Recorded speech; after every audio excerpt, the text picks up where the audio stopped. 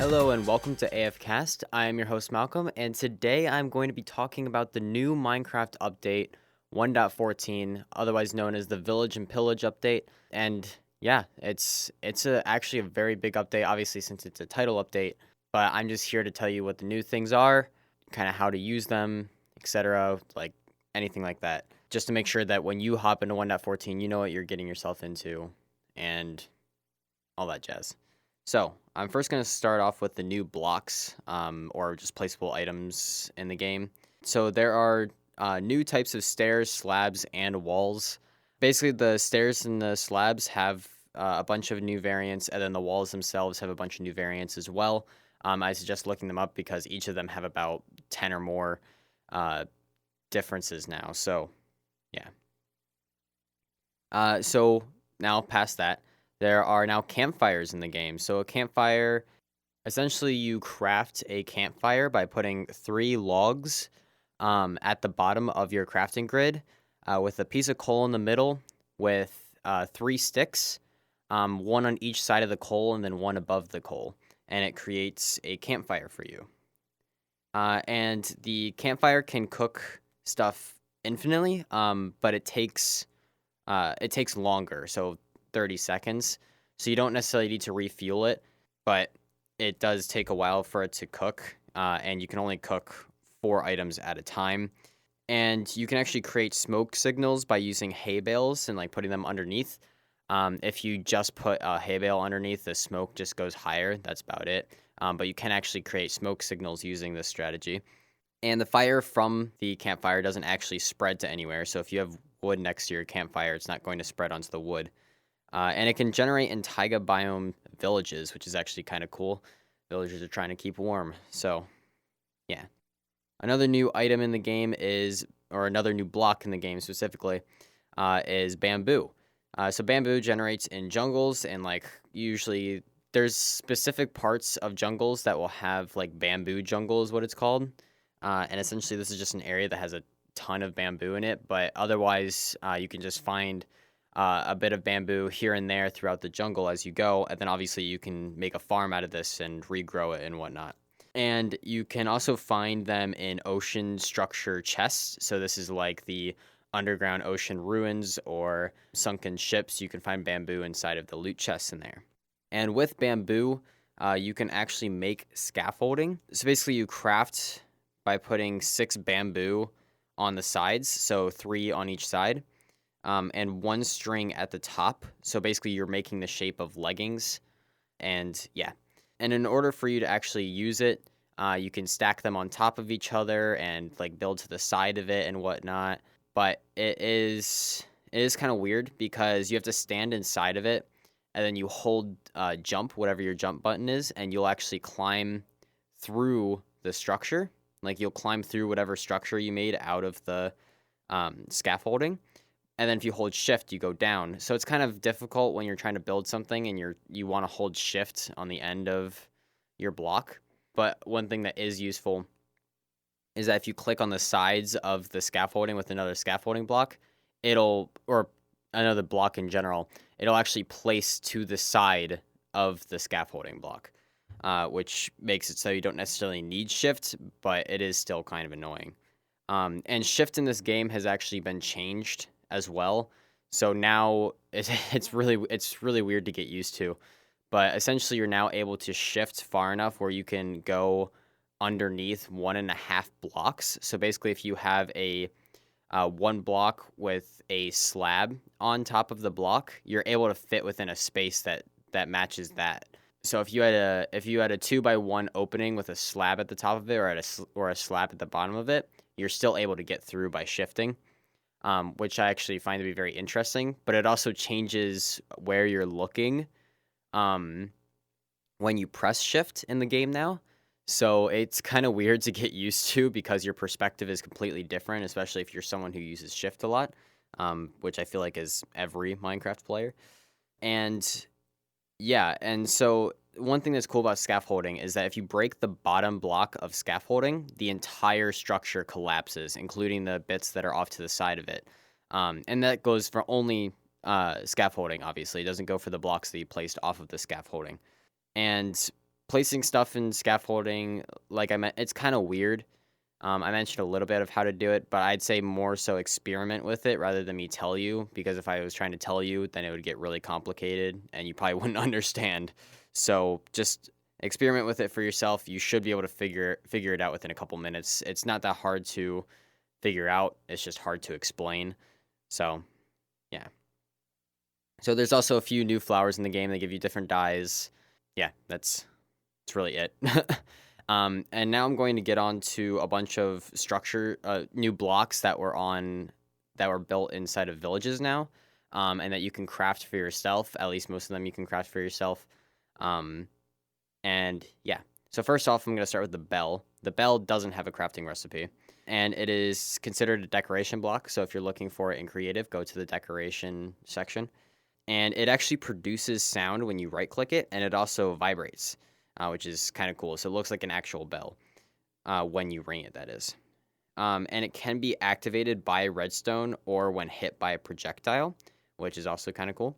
And it generates in village meeting points. And when rung during a raid, which I'll talk about later, pillagers, which once again I'll talk about later, will have the glowing effect for a short time. And for those of you who don't know what the glowing effect is, it essentially highlights the pillagers in like white for only a few seconds, but it is still useful to know where they are coming from when they are raiding you. But anyway, so the next thing that we have is the blast furnace. So the blast furnace is crafted with 5 iron in like the helmet shape, so as if you're making an iron helmet. And then you put a furnace in the middle of the crafting grid and 3 smooth stone along the bottom of the crafting grid. And essentially the blast furnace smelts ores specifically, so you can't cook food in it, twice as fast, but also uses fuel twice as fast. So essentially if you were to try to cook an entire stack of something, of whatever, of like iron ore or something like that, that would usually require 8 coal. And it still requires 8 coal in the blast furnace. It's just that the whole process goes twice as fast. So maybe if cooking an entire stack of iron ore took 8 pieces of coal and like 5 minutes, then cooking an entire stack of iron ore in a blast furnace would still require 8 coal, but it would only be done in 2.5 minutes. Those aren't exact times, by the way, so I was just using it as an example. But it generates in village armor houses, and it creates the armorer class. So to kind of describe what I'm talking about right there by it creates the armorer class. So the different classes of villagers, which is like butcher, armorer, weaponsmith, fletcher, all that stuff, now is assigned based off of these blocks that I'm listing off right now being in the village. And the villager basically has to go up to the block and become whatever that block allows. So like for the blast furnace, if there was no villager around a blast furnace, but then all of a sudden you spawned in a villager next to a blast furnace, it might take a second, but they'll essentially be turned into the armorer class, and then you're able to trade with them the same things as a armorer previously would. Yeah. And it's actually cool because the new UI, the user interface, for the villagers is very helpful, and it actually shows kind of experience for how much trust you've made with them in order to make new trades. So you're able to see how far off you are with them until you're able to unlock a new trade. And then it'll also show on the side what all the different trades are that they have, so that you don't have to keep scrolling through and try to memorize it. And yeah, the user interface, the UI, whatever you want to call it, is so much easier to understand now, and it's very helpful. Anyway, besides all that, our next block is the smoker. So the smoker is crafted with a furnace in the middle, just like the blast furnace, with like 4 wood logs or stripped logs on all adjacent sides. So basically the top middle, the bottom middle, the left middle, and the right middle. And yeah, that's the crafting recipe. And it cooks food specifically. So the blast furnace was specifically for ore, and now the smoker is specifically for food, faster than a furnace. So this is exactly the same thing as a blast furnace, just for food instead of ores. These can be found inside of butcher shops and villages, and it creates the butcher class. So that's pretty much how all these are going to go, is that they are found inside of whatnots houses or shops or whatever, and then it creates that class. So now there's a barrel as well. The barrel is crafted with 6 wood planks at the sides and a slab at the bottom and on the top. 3 planks going down the left side, 3 planks going down the right side, and then a wooden slab on both the top and the bottom of the crafting grid. Top, middle, and bottom middle. And this is a storage block. It has the same exact space as a chest. You can't double them up like chests, so you can't make double barrels. But it can be opened even with a block above it, unlike chests can. And it generates inside of villager fisher buildings. And it obviously creates the fisher class then. A cartography table is our next block. And it is crafted using 2 paper placed horizontally above 2 planks placed horizontally. So it's basically making a 2x2 crafting space. And it is a block that is used for expanding and locking maps. And locking maps causes the map to be unchangeable. I don't know why you would want to lock a map, but that's what it does. And it is found in it's found in cartographer houses, and it creates the cartographer class. Our next block is the composter. It is crafted using 3 planks at the bottom with 2 fences on both sides. So essentially 3 wooden planks at the bottom, like I said, and then 2 fences on the left side, and then 2 fences on the right side as well. And it kind of makes the shape of a cauldron if you were to be making a cauldron. And essentially what you do is you put compostable items in it, and it will compost into bone meal. And you just keep putting items in it until it reaches a certain limit, and then it'll all disappear, and then it'll give you a bone meal. And this is found in the little farm sections that you'll find in villages, and it creates the farmer class. Then you have the fletching table, which is crafted using 4 planks in a crafting table fashion with 2 flint above it horizontally, obviously. And there's no player functionality right now, but it will be added later in the game. But it is found inside of Fletcher houses, and it creates the Fletcher class, so it still is useful for getting the Fletcher villager. Then you also have the smithing table. This is crafted using 4 planks in a crafting table fashion once again, with 2 iron ingots above it. So basically the exact same crafting recipe as the fletching table, but instead of flint, you use iron ingots. And once again, there's no player functionality, but it does create the toolsmith class, and you can obviously find it inside of the toolsmith houses. Next, you have the stonecutter, which is crafted using 1 iron ingot in the center of the crafting grid with 3 stone lining the bottom. And this block is used to create all stone-related blocks without losing a lot of stone. So essentially what it is you take a piece of cobblestone and you're able to cut it into whatever shape you want, which is like a wall, a slab, or stairs. So instead of wasting 6 pieces of cobblestone to make only 4 stairs, you can use 6 pieces of cobblestone to make 6 stairs. And then you don't have to waste cobblestone either. Like if you only wanted 2 slabs before, you had to make 6 slabs and then leave 4 extra. But now all you have to do is make 2 slabs at a time if you want to. And then for a wall, once again, this is just to save resources if you don't want to make 6 walls at a time. But the stairs is mainly what I'm happy about, because it always frustrated me that you use 6 pieces of cobblestone to only make 4 stairs. It never made sense to me. But yeah, so you can find these inside of mason houses, and it creates the mason class. Next, you have the grindstone, which is crafted using 1 stone slab at the top middle, 2 sticks in the top 2 corners with 2 planks below the sticks. And it's 1 plank below each stick. So there's 2 planks total. But yeah, and it kind of forms the hat or the helmet crafting recipe. The grindstone is used to repair items, and also it can unenchant non-curse enchantments. So if you didn't want efficiency on your pickaxe for whatever reason, you can take it off. But if you had Curse of Vanishing on your pickaxe, you were not able to take that off. And you can find these inside of weaponsmiths, which creates the weaponsmith class. And the weaponsmiths are actually the blacksmiths that in the game, but now they're called weaponsmiths. So yeah. Next, we have a loom, which is crafted by placing 2 planks horizontally with 2 string above it horizontally. And it creates patterns. Like you create patterns in the game, and then you put the pattern in with a die and a banner, and it essentially adds that pattern onto the banner using whatever color die you wanted to. And so it's quicker than having to try and put it directly on the banner, because that can be frustrating sometimes.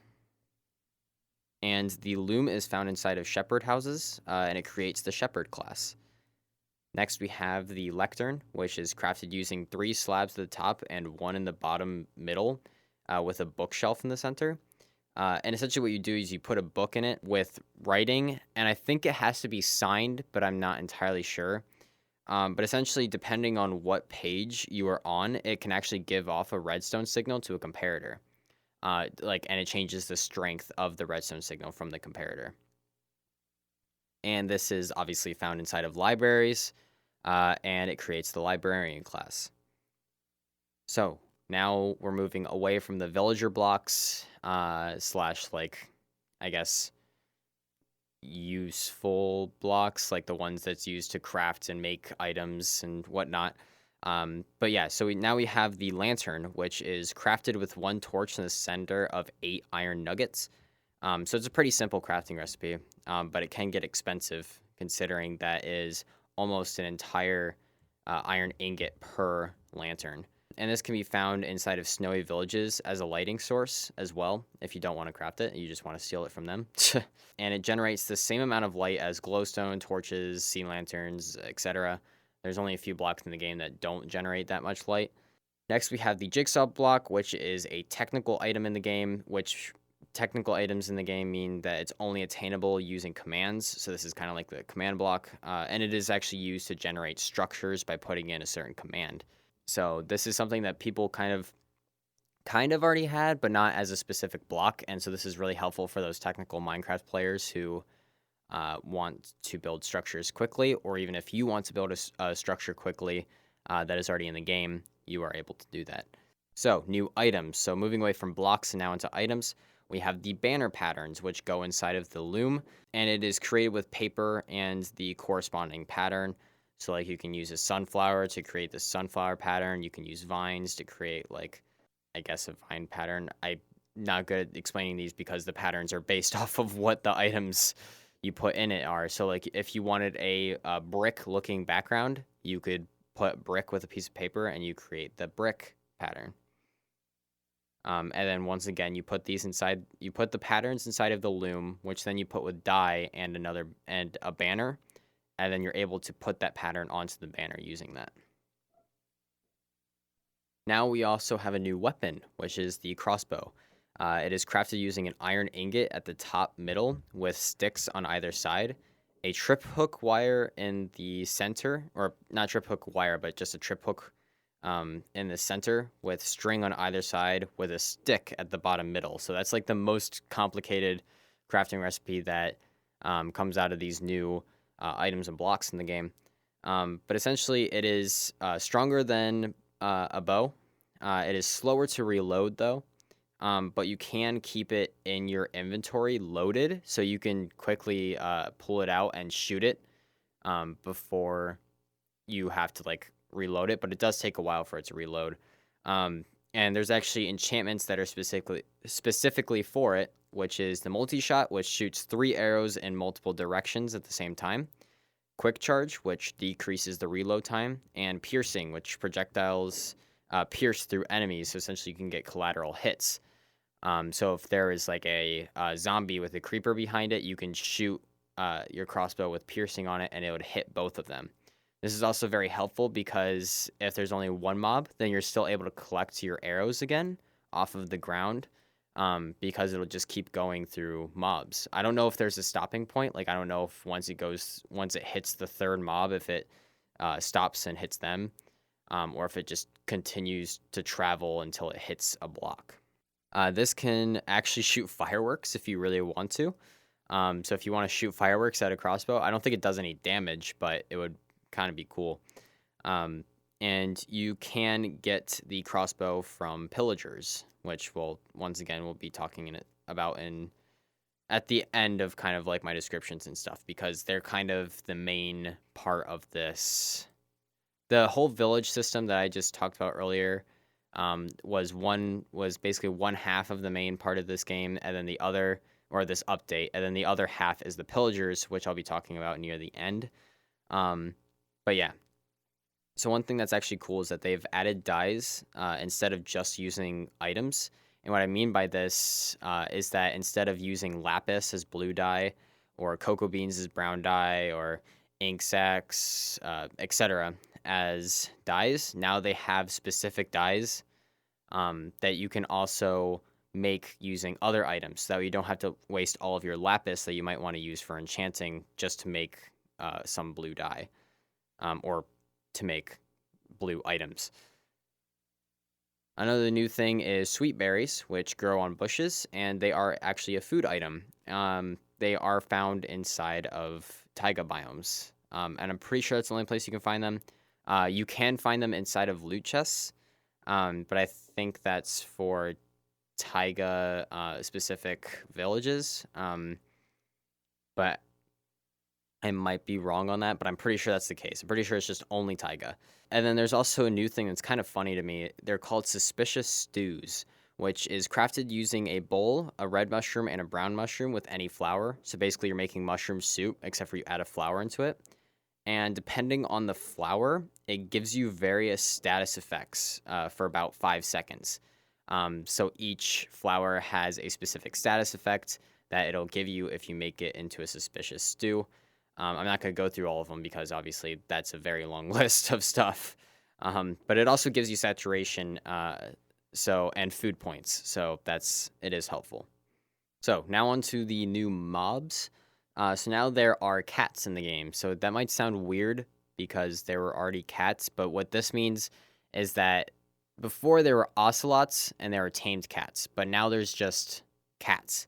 And what cats do, they just kind of wander around villages as strays, and black cats can actually spawn in witch huts, which is kind of cool.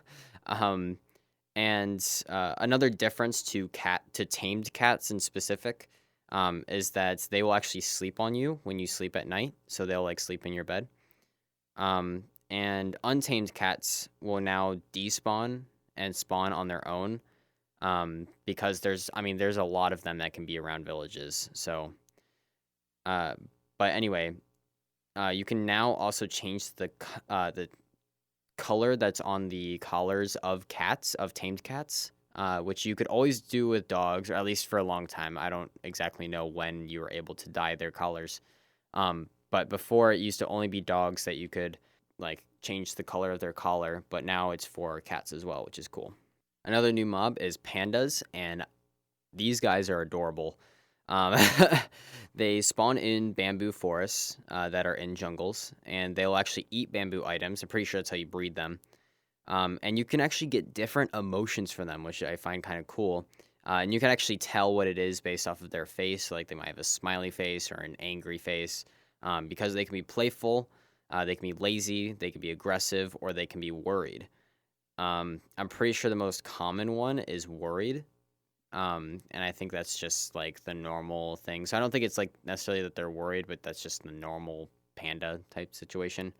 But the playful ones are so adorable because they will like roll around and run around. And they'll kind of roll onto their back and then kind of just move their feet up into the air like they're swiping at something. It's really adorable. But pandas actually do have a rare brown variant, and one thing that I also noticed is that baby pandas can sneeze and it'll startle the parent. That is so great. Yeah. But anyway, besides pandas, there are also foxes in the game now. These guys are also adorable. They don't really do anything adorable besides sleep at night. Like they'll cuddle up with each other and they'll sleep. But they spawn in taiga biomes. They're as fast as ocelots, and you need to approach them the same way as ocelots, which is like slow and crouched. and they'll actually pick up items and drop them, kind of like dolphins in the game. And they will actually breed using sweet berries, which is why they're both in the taiga biome. And they will actually attack rabbits and chickens, just like wolves will attack sheep. But now wolves will also attack foxes, which is kind of sad, but it's the way the world works. There's also wandering traders in the game, which are essentially just wandering villagers that will trade stuff with you. And they only spawn one at a time around the world, and they will sell items based on the biome that they are in. And once you lock a trade, you can't unlock it until the next time they respawn. And that's because they obviously can't restock because they're not in a village. At least that's kind of the idea of it. And essentially they come back every 2 to 3 days, but they will disappear for that amount of time. I don't know how to identify where they are exactly. I don't know if they just spawn near players and then you just kind of see them about. But yeah, I have no idea how you find where these guys are, if they can just spawn anywhere in the world or something like that. I don't know. Look it up. Maybe you'll find something out. But they'll actually spawn with a trader llama, which is kind of like carrying stuff with it, and actually has a custom carpet skin on it, which is kind of cool. Because you could put carpets on llamas to make them have cool like skins and stuff. But essentially, they will actually attack zombies and illager variants or anything that has harmed the trader. So if you punch the trader, the llama will start to attack you. And yes, the llamas do attack you. It's the same way as if you were just to punch a llama in the real world, they'll start spitting at you and stuff. But yeah. So villages now, I'm moving on from mobs, by the way, but villages look completely different now and also have new types of buildings, which was everything I just talked about, where you can find previously we had libraries, but they changed what the libraries look like. They have mason houses now. They've changed the name from blacksmith to weaponsmiths as well. And then, yeah, there's so many new buildings, and they've changed every single look of a building. And honestly, the villages look way better now.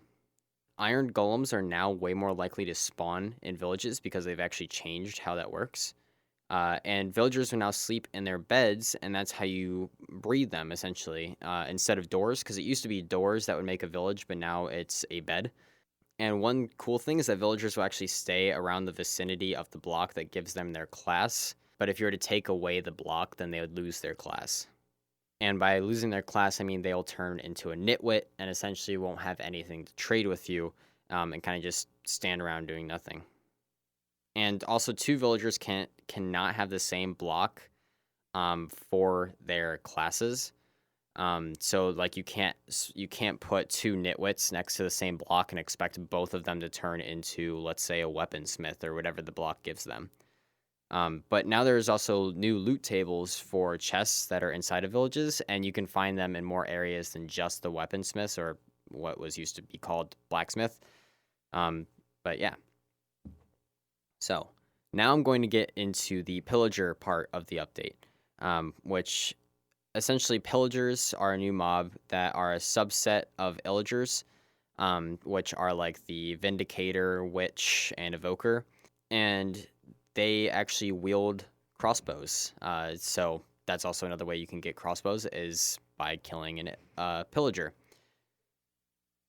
And there are also now Ravagers in the game, which are used by the pillagers, and they'll actually ride them because they are basically these huge bulls with armor and saddles. And I mean, they are very tough to kill. And they will destroy any crops and leaves that they run into. At first, I thought these guys were just like, I guess, like, no. I just thought that they were smaller than they actually are because they are huge. I mean, like, they are really big. But yeah, so besides the new mobs in the game, there is also new structures, which are the pillager outposts, where pillagers will be located. They'll be in the same area as a village, but they don't always spawn next to a village. So you don't always expect a watchtower where there is a village in that biome. But yeah, so they have a main watchtower, which is what I just mentioned, with surrounding structures and the main watchtower has a loot chest at the top of it. but surrounding pillagers will attack you when they know that you are in the tower, which is kind of cool. And the side buildings that go around it are like tents, cages, and sometimes the cages will actually have trapped iron golems inside, which is kind of cool. And they'll also have like piles of wood or scarecrows, etc. Pillagers will also respawn in the outposts, so you can't really entirely kill them off. But patrols will spawn near outposts, and if you kill the patrol leader, which is shown by them like holding a banner, you will get the bad omen effect. And the bad omen effect lasts forever unless you drink milk. And when you enter a village with the effect, you will trigger a raid to happen. And essentially, you know when the raid starts because a boss bar will appear on the top of your screen that says raid. And every pillager that you kill during this raid will cause the bar to lower. While the raid is happening, villagers will actually run inside and try to hide from the pillagers, and it's only on hard difficulty that they can actually break down the doors.